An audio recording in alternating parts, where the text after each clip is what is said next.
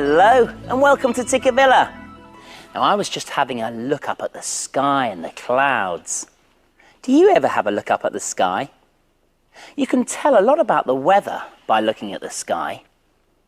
If the sky is lovely and blue, sometimes the sun's shining. But if the sky is dark, the sun can be hidden. And when it's very, very grey, it can start to rain. And then the sky can be lit up with a flash of lightning. Where we live, the weather changes all the time. When the sun comes out, it shines on everyone. When the sun comes out, it shines on everyone. When the sun comes out, we all have lots of fun, 'cause the sun is part of the weather. When the clouds appear, they cover up the sun. When the clouds appear, they cover up the sun. When the clouds appear, sunny days are gone. No, the clouds are part of the weather. Oh, it's raining. When the rain falls down, it tumbles from the clouds. When the rain falls down, it tumbles from the clouds. When the rain falls down, it's time to shout out loud. Oh, the rain is part of the weather. When the thunder cracks, it echoes in the rain. When the thunder cracks, it echoes in the rain. When the thunder cracks, it rattles window panes. Oh, the thunder's part of the weather. Whoa!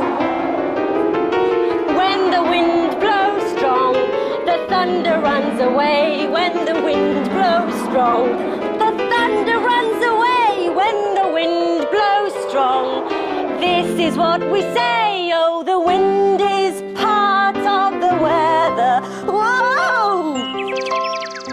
Then the sun comes out and shines on everyone. Then the sun comes out and shines on everyone. Then the sun comes out and we have lots of fun, 'cause the sun is part and the wind is part and the thunder is part and the rain is part and the clouds are part. Yes, they're all a part of the weather. Hello. The weather changes very quickly, doesn't it? Yes, it does. Sometimes when I'm dressed for sunshine, I take a coat or umbrella with me just in case it rains. And I like my umbrella so much, sometimes I put it up even when it isn't raining. Actually, in very hot places, people use umbrellas to keep the sun off them. And I've got one here. Isn't that pretty? That's beautiful. Now, these umbrellas are called parasols. Ah, so you have parasols in the sun and umbrellas in the rain. That's right. Ooh, I think we'll be seeing some more umbrellas through the windows. Shall we take a look? How many windows? 1, 2, 3. Round, square or arched? Which one will it be? It's the round window.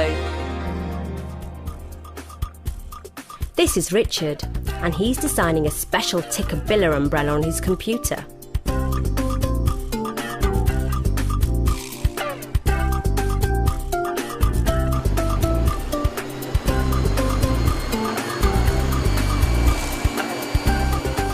Richard's design has been printed onto umbrella fabric, which Alan is cutting out.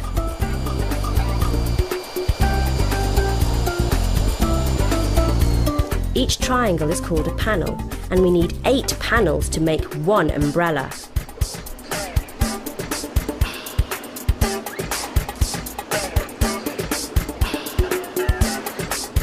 Now that all the pieces are cut out, Leslie is going to sew them together.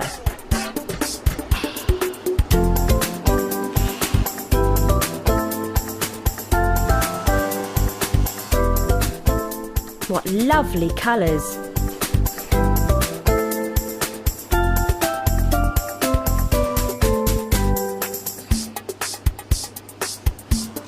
She needs to make sure that she matches the edges together. When Leslie has finished, she passes the umbrella on to the next person. This is Karen, and she's also doing some sewing. She is rolling over the bottom edge of the umbrella to make the fabric stronger. This is called hemming. Doesn't she sew quickly?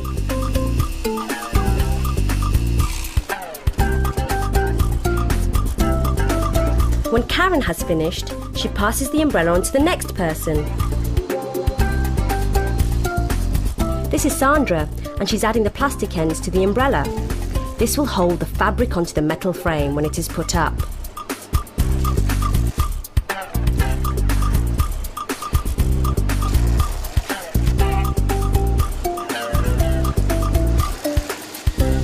And a piece of plastic and a metal ring are put onto the top of the umbrella to hold the fabric in place.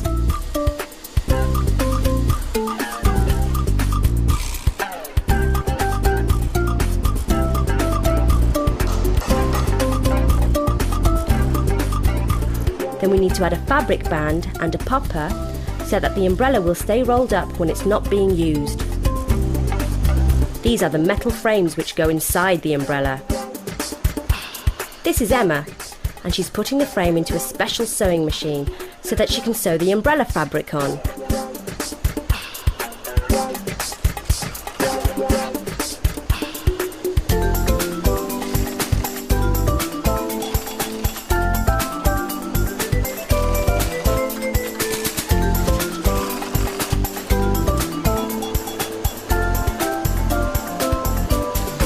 Diane is pulling the plastic tips at the bottom of the umbrella over the sharp ends of the metal frame.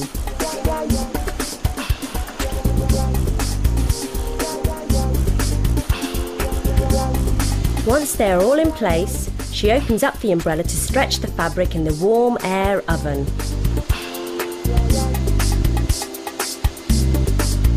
When the umbrella is stretched out, it's ready to use.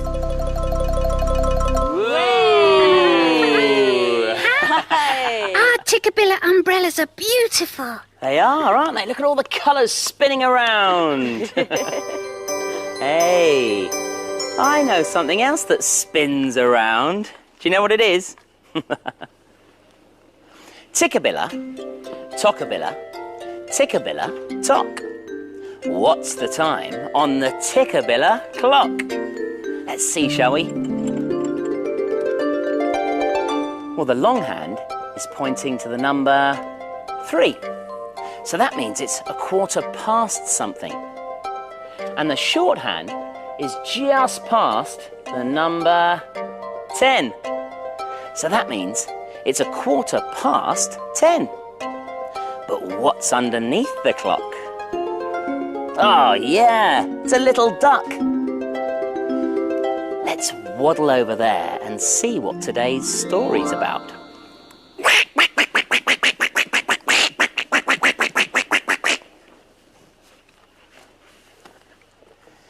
This story's called In the Rain with Baby Duck.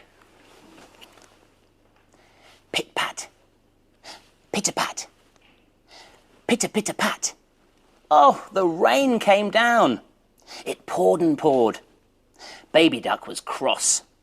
She did not like walking in the rain. But it was Pancake Sunday, a duck family tradition. And Baby loved pancakes.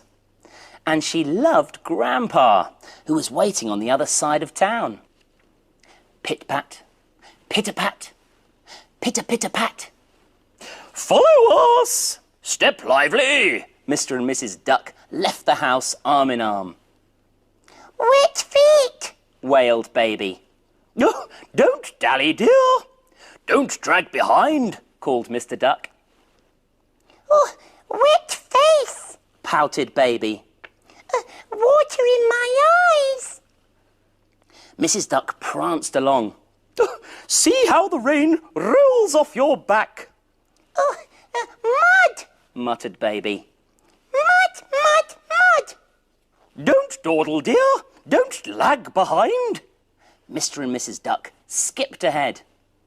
They waddled, they shimmied, they hopped in all the puddles. Splash! Baby dawdled. She dallied and pouted and dragged behind. She sang a little song. I do not like the rain one bit, splashing down my neck. Baby feathers soaking wet. I do not like this mean old day. Are you singing? Called Mr. and Mrs. Duck. What a fine thing to do in the rain. Baby stopped singing. Grandpa was waiting at the front door. He put his arm around Baby. Wet feet? He asked.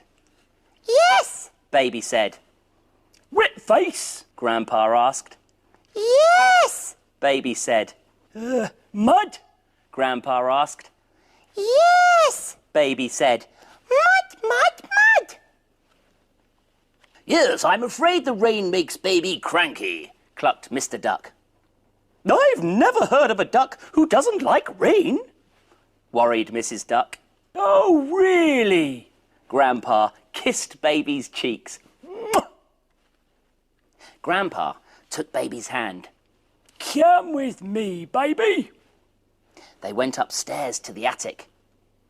We are looking for a tall green bag, Grandpa said.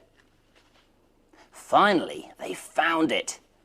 Inside was a beautiful red umbrella. There were matching boots too. These used to be your mother's, Grandpa whispered.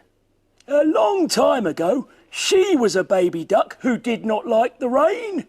Baby opened the umbrella. The boots were just the right size. Baby and Grandpa marched downstairs. My boots! Cried Mrs. Duck. And my bunny umbrella? No, mine, said Baby. Oh, you look lovely, said Mrs. Duck. Mr. Duck put a plate of pancakes on the table. After that, Baby and Grandpa went outside. Pit-pat, pitter-pat, pitter-pitter-pat. Oh, the rain came down. It poured and poured. Baby Duck and Grandpa walked arm in arm in the rain. They waddled. They shimmied. They hopped in all the puddles. Splash! And Baby Duck sang a new song. Woohoo! I really like the rain a lot, splashing my umbrella. Big red boots on baby feet. I really love this rainy day. So Baby Duck enjoyed the rain in the end. It must be a bit difficult if you're a duck and you don't like water, because ducks often live near water. I'm going to use some water today to make some flowers. I'm not going to use the water to make the flowers grow. I'm going to use the water to give the flowers some lovely colours. Right, you need a kitchen towel and a tube of green card, or, as I've done here, I've used a sweetie tube and covered it with green paper. Some colourful paints and a chunky paintbrush and some water, of course. First, you fold the kitchen towel in half and then in half again to make a square. And this is the fun part, because we're going to paint each corner of our kitchen towel with lovely colours. Now I've got some bright colours here. Shall we go through them together? I've got red, yellow, blue and green. Now, what colour shall I use first? Shall I go for the red or the yellow? I'm going to go for the red first. Okay, swirl it around and let's paint our corner red. I think we need a bit more water. There we go. And we blot it through like that. And as you can see, it soaks up through to the other side, which is exactly what we want to do. So I think I'm going to have some more water there. And now I'm going to go for yellow for the other corner. I think we need a bit more water. That's right, let's make lots of mess. Yay! Now 2 more colours to go. I've got blue and green. Now which colour shall I go for? I think I'm going to go for the green next. And swirl that around and paint our corner green. Bit more water, I think. Yeah. And we go for our last colour. Swirl that around and paint our last corner blue. And hey, look how pretty that is. Now, we're going to have to open this very carefully because we don't want to tear it. So let's open it carefully. Now this is a bit fiddly, so you might need some help with this. And let's turn that around and open it out. Hey. And look how pretty that is. Now I'm going to put that there to dry. And I've got one already dried here. Look how pretty that is. Now we get our green tube. We take our kitchen towel and we push it into the green tube like so. And we've got our flower. Now I've got a whole bunch of flowers here and I'm going to put them around the Tikkabilla house. But I need some help. Now who could I call? I know, Justin. Justin?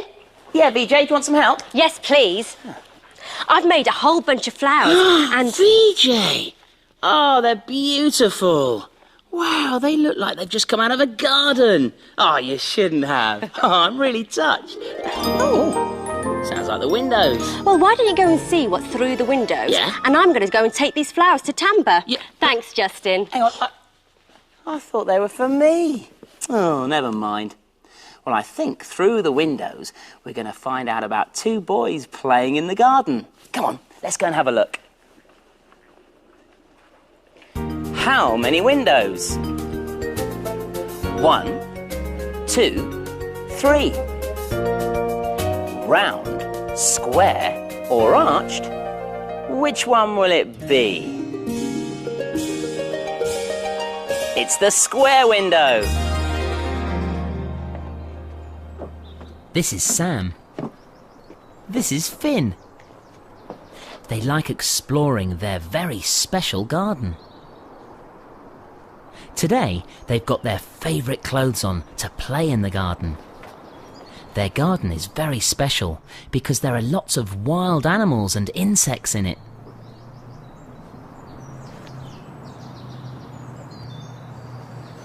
Sam and Finn like to wear these clothes because they can't easily be seen by any wild animals. The boys don't want to be seen because they don't want to frighten the wildlife.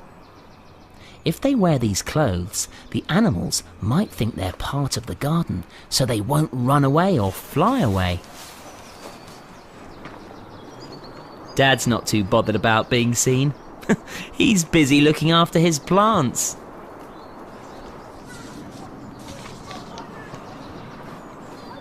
Look, if Sam and Finn go behind a bush, it's hard to tell that they are there. Until they move. When your clothes hide you like this, it's called camouflage. Lots of wildlife in Sam and Finn's garden is camouflaged. This little caterpillar is hard to see because it's the same colour as the leaf it's on. A spider stretches its legs along a branch in a tree, and you can hardly see it.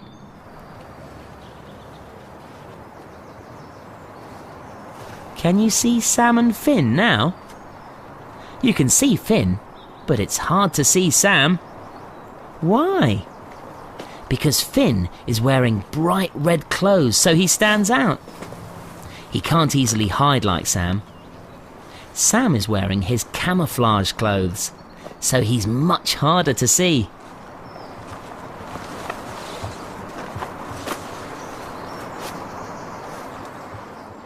Well, there's 4 different colours in a wood, basically.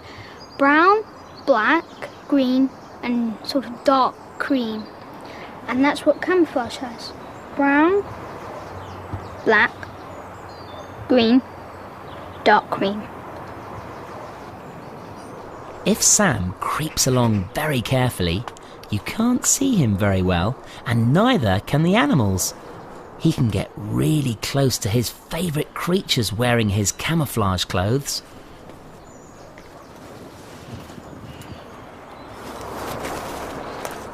But Finn can't hide in the bushes now. He stands out. His bright red clothes make him easy to spot. He might frighten animals like birds. Finn has put his camouflage clothes back on. That's better. Sam and Finn much prefer wearing their camouflage clothes when they're playing in the garden. Sam and Finn really enjoyed hiding in their garden, didn't they? Yes, they did. When they were hidden in the garden, they had a good chance to see all the birds and insects and other wildlife. Yeah, that's right. They certainly had an interesting garden, didn't they? But I bet they couldn't play hide and seek in those amazing jackets of theirs. It would be difficult to find them, wouldn't it? Yeah. Now, I've made up a special sort of hide and seek around the Tikkabilla house. Oh, good. I love hide and seek. Will you help us? What do we have to do, Justin? Well, on this card, I've drawn an object, and it's somewhere hidden around the Tikkabilla house, and you two have to find it. I think I understand. We have to find the things on the cards. That's right, and once you've found that object, you'll find another card next to it, and then you have to find the next object. Ah, OK. So what's on the first card then, Justin? Right, the first card has got a book on it. So, where do we keep books, eh? Well, we usually read books somewhere comfortable like the sofa or upstairs. There are some books upstairs on the shelves. Shall I go look upstairs then? OK. Come on, follow me. Oh, I wonder what the next card is going to be. And I wonder where it is. Right. I've got all the books here on the shelves, so I wonder where it could be. And Any luck? oh, here it is. And it's got some musical instruments on it. OK, so, musical instruments, Tamba. Where do we keep those? Musical instruments go in the music box. Have a look upstairs, VJ. OK then. Right, where could it be? Aha! I found the next card, and it's got a bunch of flowers on it. Oh, flowers? Can't see any flowers anywhere.